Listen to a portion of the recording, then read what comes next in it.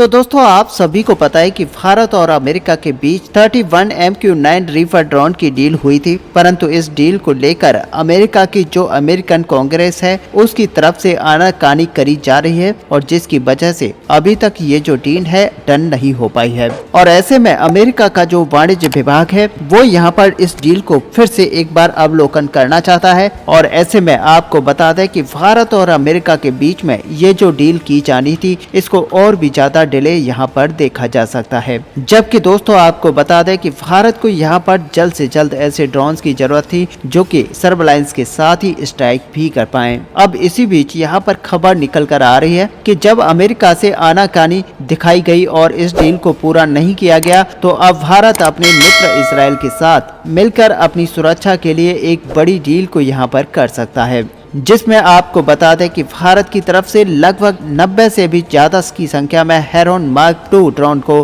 Bharat Israel के साथ मिलकर भारत के मेक इन इंडिया प्रोजेक्ट के तहत बनाएगा। और सच मानिए दोस्तों, अगर भारत इस तरह के डील को यहाँ पर कंप्लीट कर लेता है तो भारत के अंदर एक ऐसी प्लांट यानी कि मैन्युफैक्चरिंग यूनिट बनकर तैयार हो जाएगा जो कि आने वाले समय में भारत की जरूरतों को पूरा करता रहेगा। अब दोस्तों यहाँ पर बताया जा रहा है कि भारत अपनी निगरानी क्षमताओं को यानी कि सर्विलांस को बढ़ाने के लिए 90 से भी ज्यादा की संख्या में हेरॉन मार्क II UAV को परचेज कर सकता है, जिनमें से 42 भारतीय वायु सेना को मिलेंगे और साथ ही 27 यहाँ पर थल सेना को दिए जाएंगे और बाकी जो बचे 22 UAV हैं वो यहाँ पर हमारी नेवी को दिए जाएंगे। और ये कदम भारत के द्वारा इसलिए भी उठाया जा रहा है क्योंकि भारत और अमेरिका के बीच में जो एक डील काफी लंबे समय से फंसी हुई थी उसको लेकर अभी भी नहीं कहा जा सकता कि आखिरकार ये डील कब तक पूरी हो पाएगी। और इसी वजह से अब ये बताया जा रहा है कि भारत बिना किसी देरी के जल्द से जल्द इन हेरॉन मार्क II ड्रोन को बनाकर